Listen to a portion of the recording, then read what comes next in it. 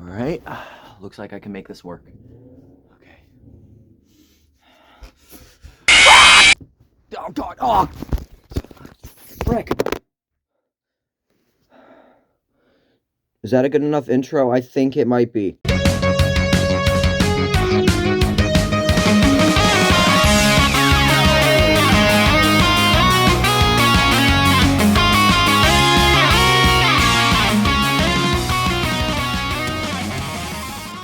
Hey guys, welcome back to my channel. Yeah, I know it's been a minute, but Yeah, I'm glad that you guys have came back. I'm sure you guys have missed me a lot. It's been a minute. miss you? Do you guys know what this idiot's talking about? He thinks we've missed him. What a loser. Yo, look at this loser, bro. What? No, what'd you just say to me? Whoa, wait, what? Yeah, you right there. Yes, I can hear you. What do you mean you can hear me? What'd you just say? Yo! What'd you... Okay, well that was a lot of intros, but we're back. So, hello everyone, and welcome back to another video where today we're doing a reaction to something. So, recently I saw this on my For You page, and it got me back into my, FNAF phase. With the FNAF movie 2 only a month or so away, I'm really back into the game. I love the lore! I love everything about the game. So, we are going to be reacting to a video that came out, I think, like a year or two ago. No, only 9 months ago, by Unwithered Truth. I like the video and subscribe, called What If the FNAF Timeline Was Planned from the Start? He even has the second reboot, which came out only 10 days ago, which we'll also probably be reacting to. So yeah, that's what we're reacting to today. Apparently he like remakes the game and makes it more interesting, and it's just a cool video to watch overall, so let's get straight into it. If you do enjoy, please like and subscribe. Let's get into this. Oh, it's loud. Warning, this video contains flashing lights that may affect viewers who are susceptible to photosensitivity epilepsy. I got that, guys, trust. I don't have that. So, I recently put up a poll on my community tab section where I asked if you guys thought that it would be a good idea for the original FNAF games, i.e. FNAF 1 to Ultimate Custom Night, to be remade as to fit the newer lore. The results of this poll were mixed, with over 70% of people saying yes, this should be done, but the 30% that said no being the more vocal as to why they think that it would ruin the franchise in the comments. I'm honestly split about the idea myself, as reboots and remakes can invite a lot of their own problems when dealing with a franchise like FNAF. That's why today I thought it would be more fun to create what I think would... Like when you play a reboot or a fan game and they just add all these new mechanics and everything has to be like new, you know? Like, it can be very tricky. Be a best case scenario for a reboot of the entire franchise. Or at least a reboot of the very first game. To see what I think FNAF 1 could have looked like were the story planned out from the very beginning. Depending on how this video performs, I might just create more like this, but for now, I think it's best to look back at where the series started and try to reshuffle FNAF 1 to be a more narrative experience, taking the best of what came before and trying to leave out all of the weird contradictory material. The title of my reboot will be Five Nights at Freddy's Anniversary. Okay, for the new anniversary. I guess I don't know if this came out before the anniversary. Whoa! Whoa, it's like an entire game setting and everything. My reboot would start exactly where the first game did. A newspaper article advertising the night guard shift for Freddy Fazbear's Pizza. Posted in the local newspaper, the Utah Province Daily Herald, is the following ad, published I don't know if I should have the 6th of November, 1993. Sorry guys, if you don't like subtitles, I'm sorry, but from the original newspaper, aside from making the phone number to be the same from the security breach Fredbear posters and updating the minimum wage. Again, I'm not doing this to fit with security breach, but just to leave fun Easter eggs from this previous version of the FNAF universe.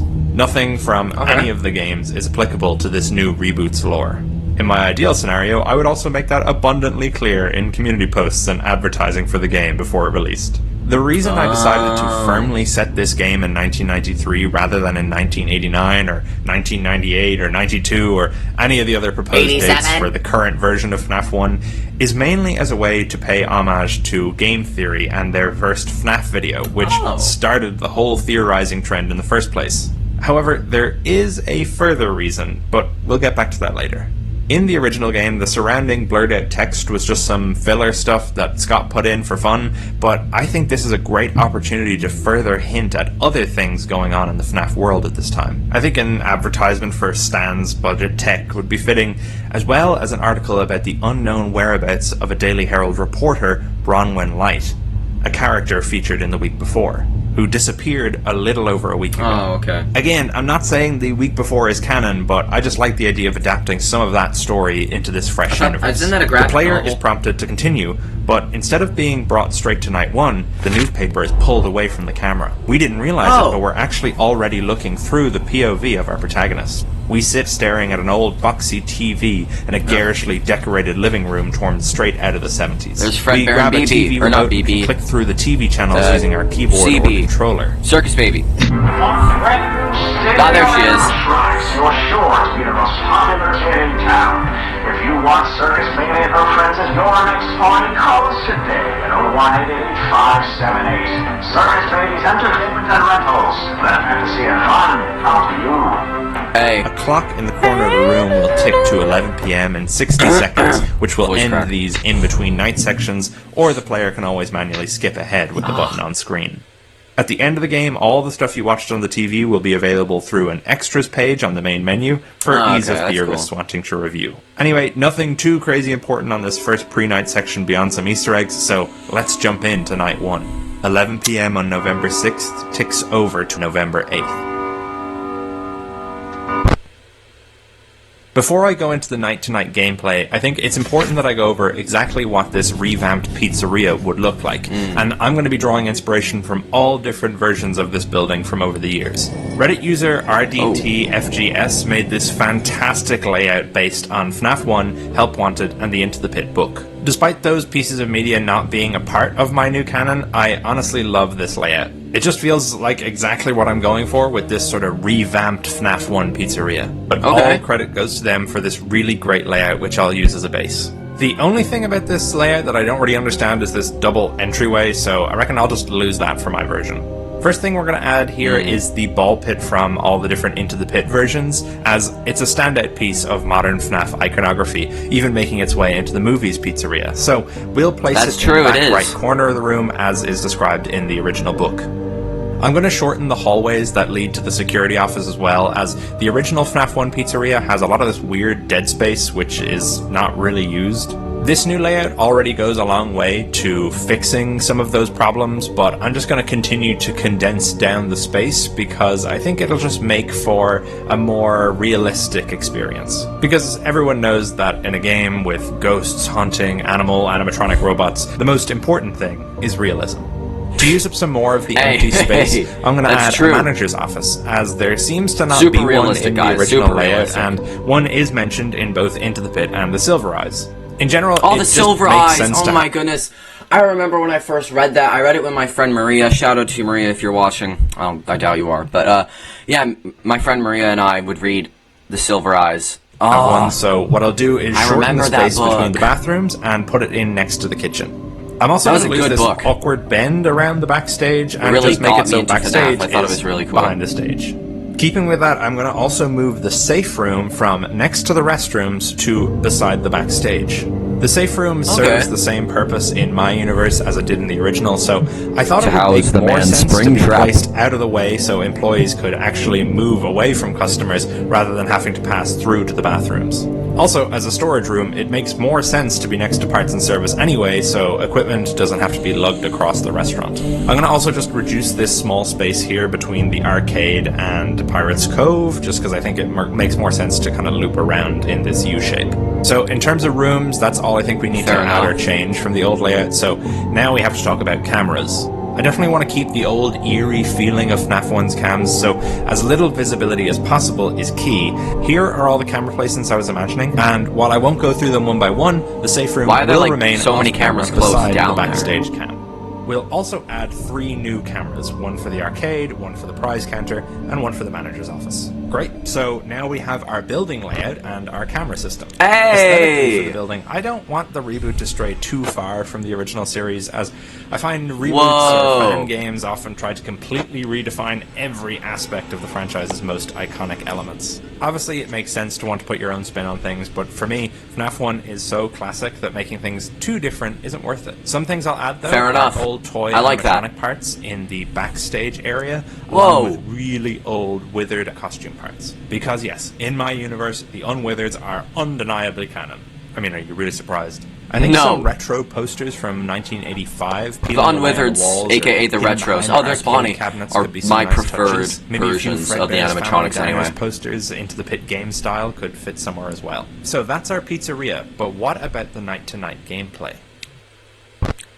Are we about to say gameplay? With this being the first game in the reboot series, I think sticking the closely classic to FNAF 1's simple game loop is the way to go. The usual loop of checking the cameras and closing the doors if the animatronics make it to outside the office is the same. Foxy's Pirate Cove mechanic is a little different though, as I thought it would be cool to introduce his light sensitivity from the other games into this one. Oh, okay. Similar to FNAF 2, the cameras are all equipped with their own spotlights, and to keep Foxy in his cove, you have to flash him with the lights to make him recoil behind his curtain.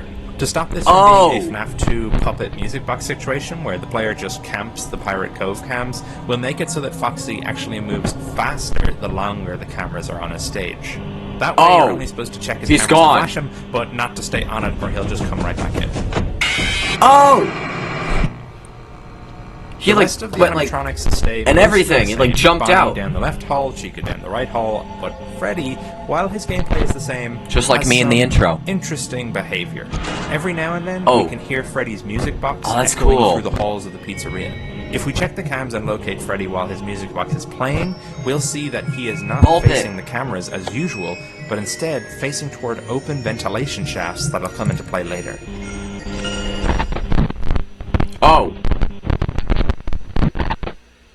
It's me! You feel very Freddy. Freddy doesn't like being in the spotlight. What? So that's the regular loop, but I think fleshing it out with some extras could help this game to feel like a true revitalization of the series. I don't want to add too many extra mechanics, as I feel like we're robbing ourselves of the opportunity to expand the gameplay in following games, but the week before gave me some inspiration for extra tasks we might have as our time being the security guard at Freddy's. In the week before, Ralph has to clean up messes, change light bulbs. Okay, I remember this. While I don't think there should be too many of these extra tasks for this game, giving the player optional challenges for extra points and lore secrets could be a really fun idea.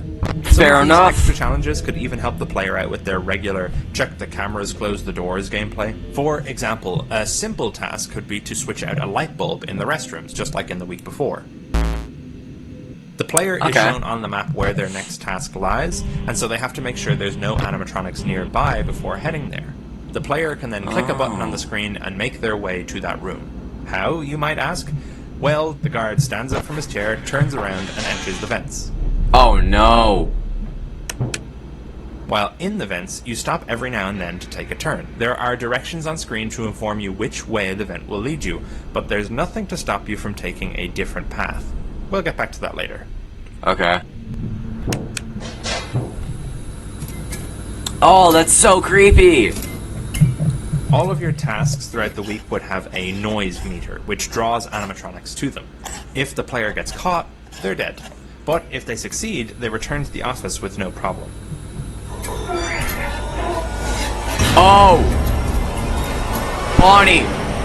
I think it's better if the animatronics can't fit in these vents, as otherwise that's a whole other problem to deal with, and is probably too much to add for the very first game in the series. You know what? I love that. Like I was saying, these should have a positive effect for the player on gameplay. So for our light bulb example, any animatronic that ends up in the restrooms will now spend more time in that area searching the lit up bathroom, meaning they are less likely to come and kill the player.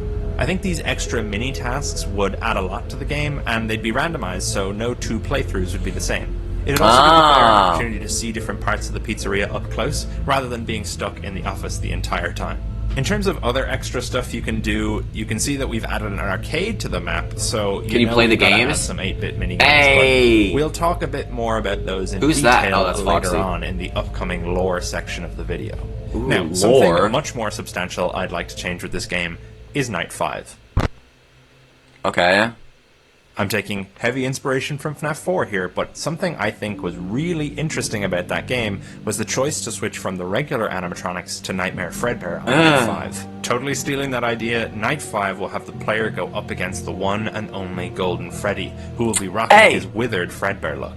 Now, I'm all for the idea of Golden Freddy taking the form of his bandmates in the original series, but I think that was more of a response to the fact that Scott didn't plan out the series from the start, so he needed to explain why Golden Freddy looked different in the I'm first noticing game. that in the captions, I'm going frame by frame here, one sec. Of his bandmates in the original series, but I think that... Another purple phone number, I wonder if there are more. I think that there was more of a spot. Okay, so he's adding secrets into the captions. I'm not going to go into the captions. That's like a whole other thing in the video. You know, I just want to watch the video. But if you guys see anything cool in the captions, feel free to come check out this video and solve it yourself.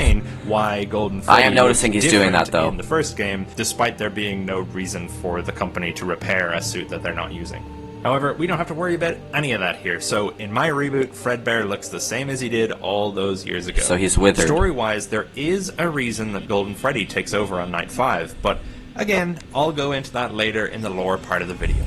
I imagine that on Night 5, everything starts up as normal, but we notice that by 1 AM, none of the band have even moved yet. Then, suddenly, the power in the building cuts out, the cameras go down, and we're left in the dark. Oh no. Even the fan turns off. Oh! When the power comes back on, the stage is empty and Pirate's Cove is open. All of the animatronics have disappeared, nowhere to be seen on the cameras. Switching to the backroom cameras shows that the camera has been knocked down from its original resting place, and is now lying on the floor.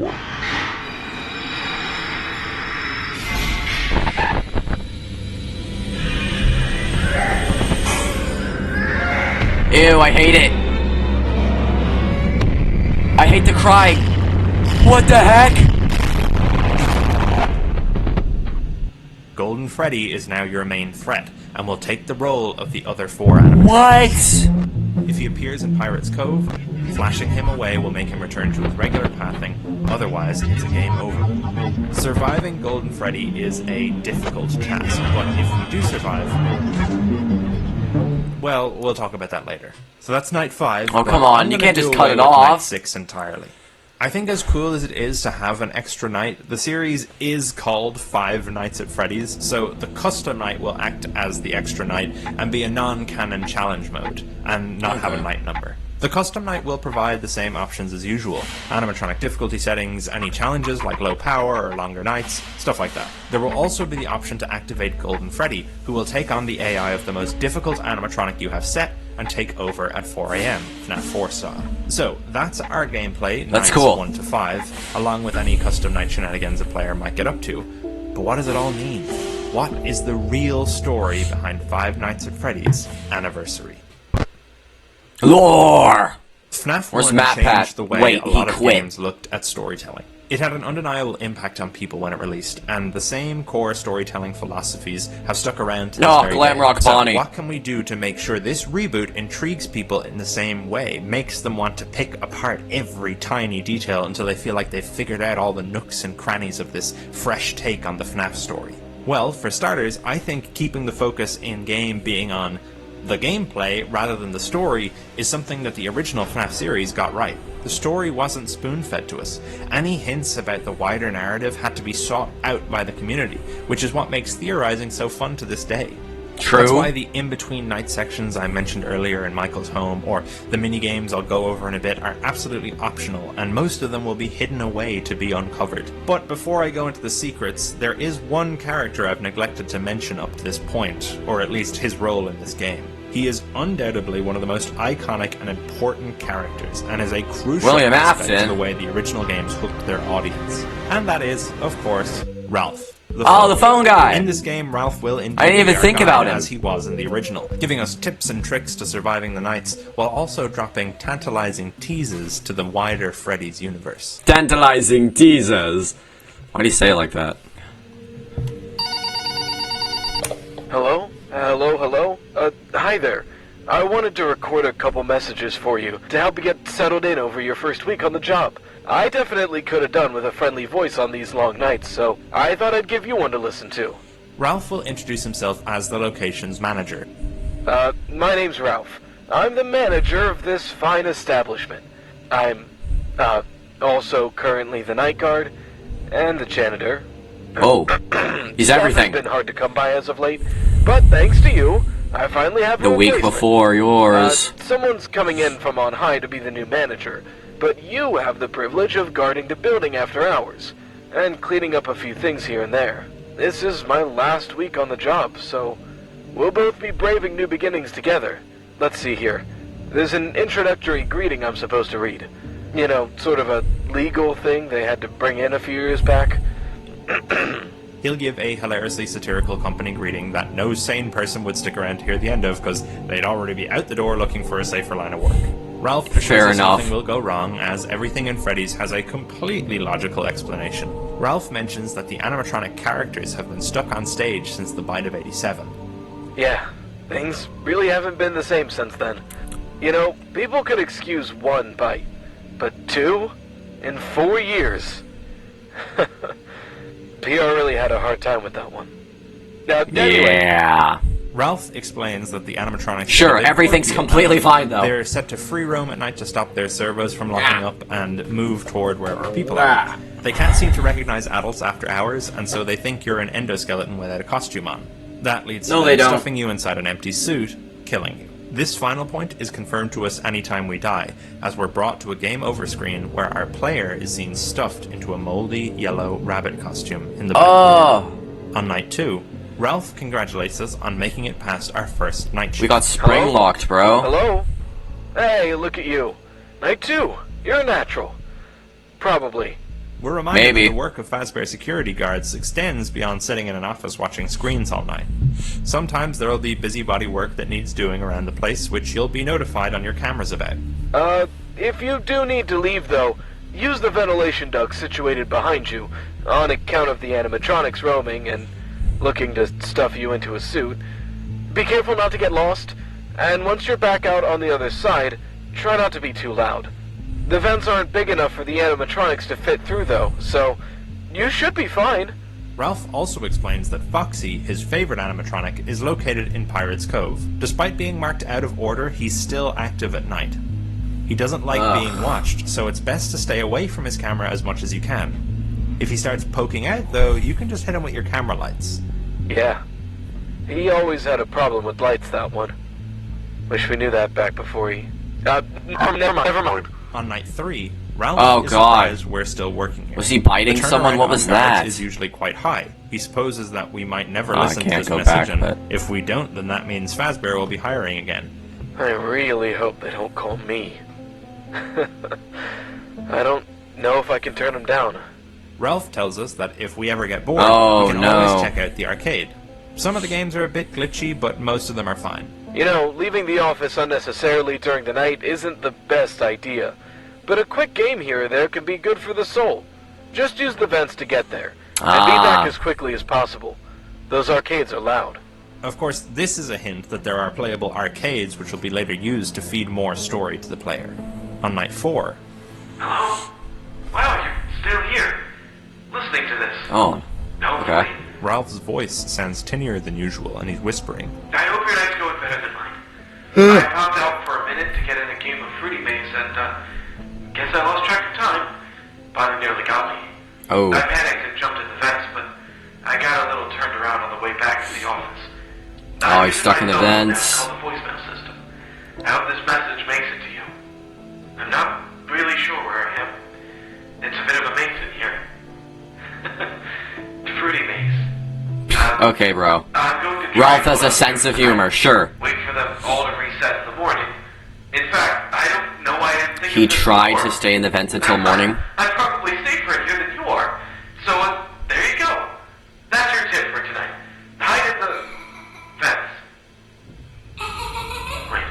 What? Ralph goes quiet. There's a strange slithering sound coming through the phone. Huh. Blood? I didn't even know we still had you around. Oh no.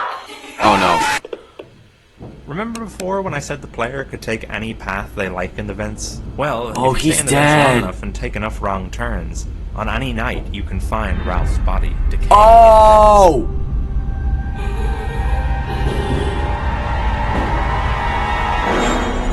The puppet!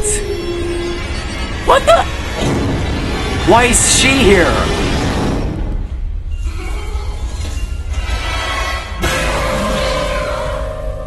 You're Yo! out here. That's right, the puppet's in FNAF 1, baby! So, obviously, in the original series, the puppet wasn't invented until FNAF 2, and thus had no way of appearing in the first game, despite the second game actually being a prequel. Ugh, I hate didn't that. want to just add the puppet in as a regular character, but the idea of just ignoring her existence didn't feel right either. Setting her up as this mysterious entity crawling through the walls at Freddy's felt like something more appropriate for her in the first game. Totally missable on a standard initial playthrough, but more important to the story at large. This is also why Freddy faces the vents and plays his music box. He's programmed to keep her at bay by playing soothing lullabies throughout the pizzeria. That's so into the cool! vents. Anyway, we'll talk a little bit more about the puppet and her place in this game later, but for now, let's Freddy was go tweaking. on to Ralph's Night 5 call. But Ralph's dead. How can he call us? Well, to draw from the week before again, on Night 5, before Fredbear shows up, the voicemail system crackles to life, as all the animatronics stay in place. Hello? Hello? Pardon my asking, sir, but what on earth are you doing there? Didn't you get the memo? The building is on total lockdown. This investigation has gotten really out of hand. They're saying someone this is what you want to hear, but they're saying we're probably gonna have to end up closing for a while. With all the panic and the new animatronics acting up, it's probably for the best. I promise I'll handle everything best I can. But for the time being, I recommend you finish your shift and try not to touch anything. I'll call you in the morning and update you. He's skipping Just out something. Please don't touch anything. Okay. Good night. This is my rewritten As you might be able hodgepodge to of the tell, FNAF this is my 2. rewritten hodgepodge of the FNAF 2 phone calls from Nights 5 and 6. Oh! I have ideas about how that game would work, but rest assured that if I ever talk about what I'd do for that game, it would absolutely use this as the Night 5 phone call there as well. The night then proceeds with Golden Freddy Okay. doing this thing, and that's the end of Ralph. This game would be full of small, creepy Easter eggs just like the first game. Posters changing on the wall, characters with rare screens or Oh, God. glitchy hallucinations, That's something in my that nose. sort of thing. One sec. Uh-oh, the texts are glitching. One sec. I was also bad. thinking you could have it fun to rattle fun. Ooh. The only Easter eggs that I want to actually put focus on Or are the glitching newspapers, text. which I'm going to have make a return from the original. These were the thing that started it all back in the day, so I think it's only fitting we keep them as part of the reboot.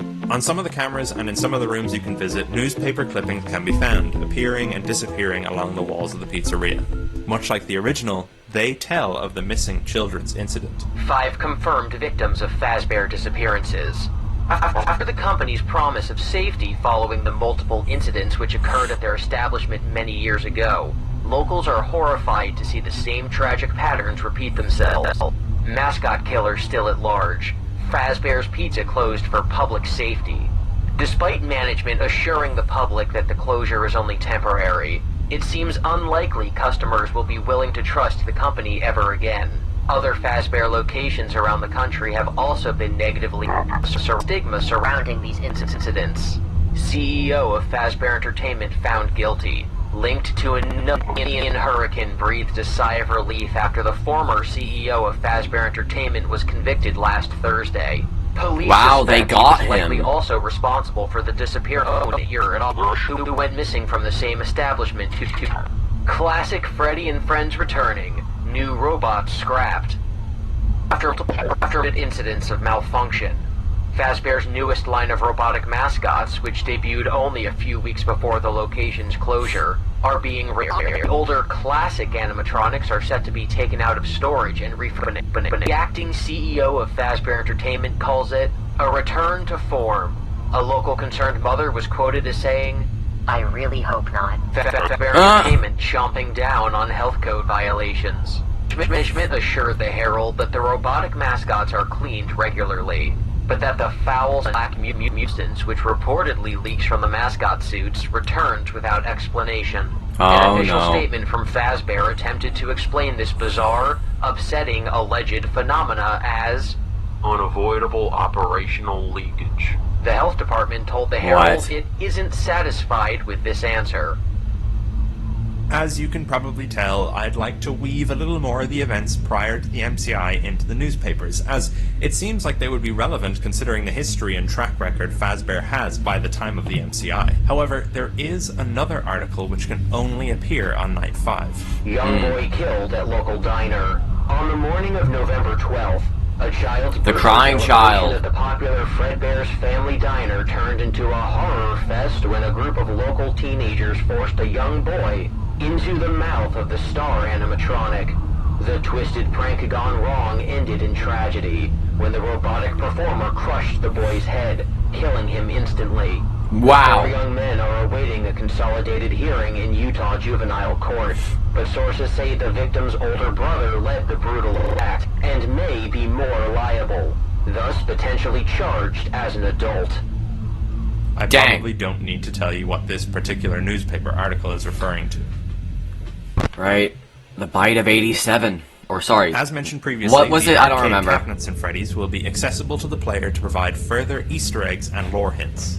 The player can go to and from the arcade at will, but can only play through one on each night without risk of being caught by an animatronic. There will be 5 minigames in total, and thus you can play one each night. Yeah, 5 nights. One must complete an arcade cabinet every night. In classic Midnight Motorist fashion, there are 2 layers to each game. The regular game, and the hidden lore section, which can be reached through glitches or secret exits in the level. Arcade 1, Freddy in Space, Reloaded. This arcade is a platformer/shooter where you play as Freddy Fazbear, battling space aliens as you try to make it to the end of the extraterrestrial level.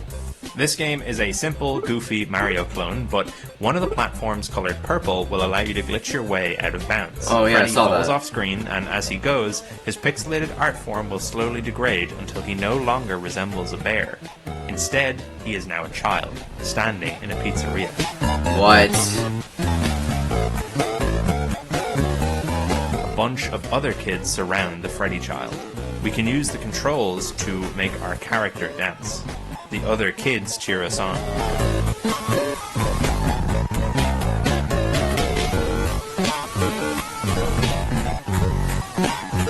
Oh no.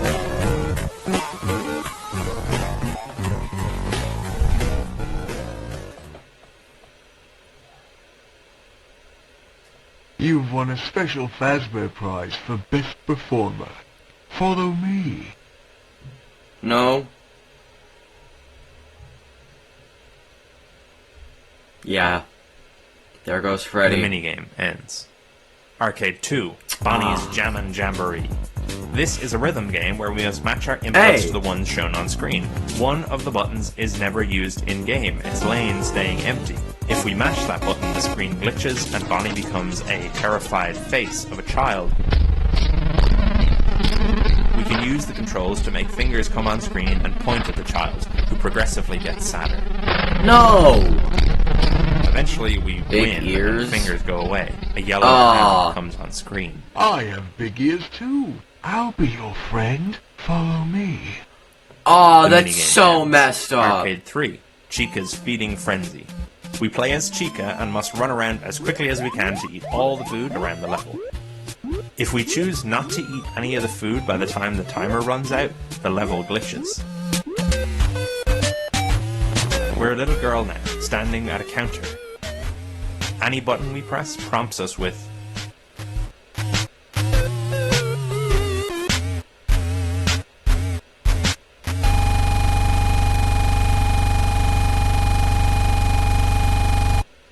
You look hungry.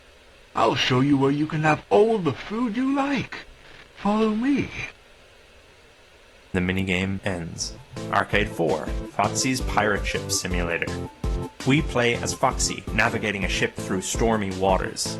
We have to avoid big icebergs and It's just shoot so other messed up that pirates all who are the trying to kids board that the ship. were put in the suits, like, were all just If we ignore on-screen Like, warnings, bullied we can and sail off course sad. and run the ship aground. If we do that, the game glitches. We are now a young boy. Other children sneer and laugh. They take our glasses off and break them. See? He was bullied. And The ends up children leave. being put in the suit. A blurry yellow rabbit approaches. Your eyes don't work too well. I have a friend just like you. Would you like to meet him? Follow me. Are we actually gonna see it?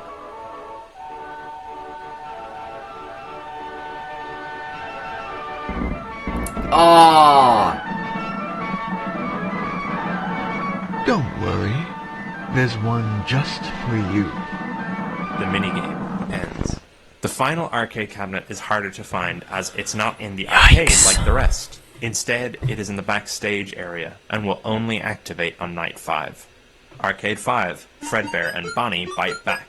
We play as Fredbear in a much simpler style of arcade than the rest from a previous generation of arcade machines. It's a Pac-Man style clone where we're trying our best to beat a yellow Bonnie by eating all the bits on the screen before he does. We can find a section of the map which we can pass through and bite our way off screen. We continue moving through a black void until eventually finding a young boy crying. Oh no!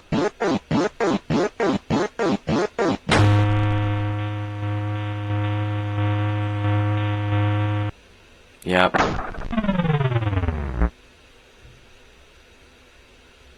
Don't look at me.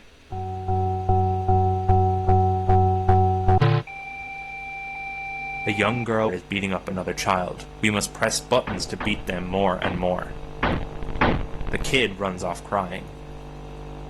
The yellow rabbit appears. Quickly! If he tells his mummy you'll be in big trouble, I can hide you. Follow me.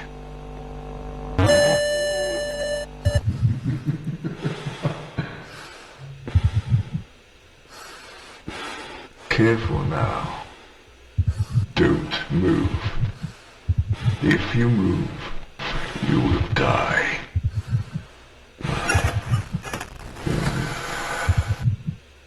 My son is in there with you. It's your job to put him back together. Let your anger give you the strength. Now you can move.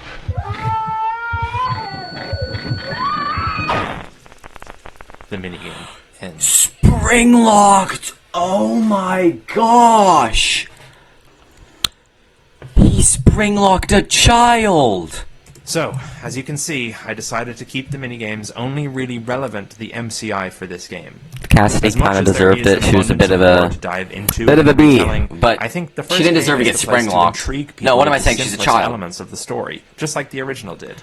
I think out of all of these guys,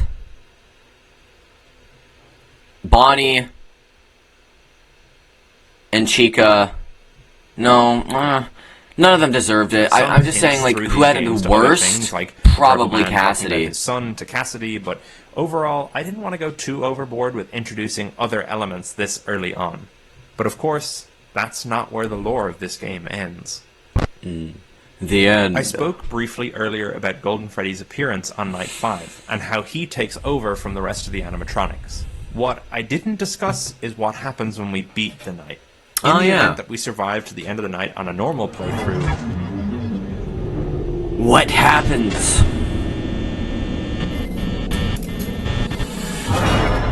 Oh!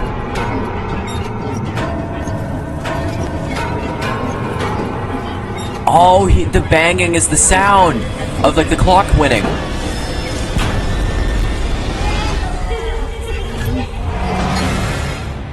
So we die anyway. fade in on a notice of termination. Note, didn't bother to What turn were up we second thinking week. Your of? first week's pay will not be issued. The end. This is, of course, the bad ending of the game, but assuming you've played through all 5 minigames and completed all of the different tasks over the nights, this will unlock the good ending. Golden Freddy will still appear in the office and do all the creepy ghost stuff, but before he can bite down on your head... The puppet!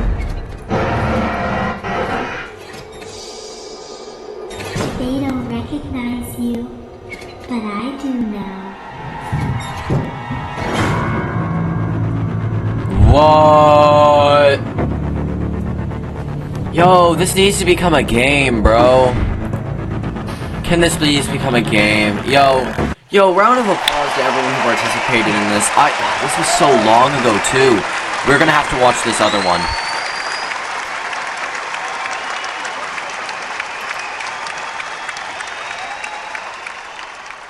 For all 5 nights, that's not worth it. Okay, thank you guys so much for watching. If you did enjoy the video, please go down for me, hit that like button and that subscribe button. Thank you so much for joining me. Let me know if you like this kind of 5 Nights at Freddy's content. I'll see you in the next one. Goodbye.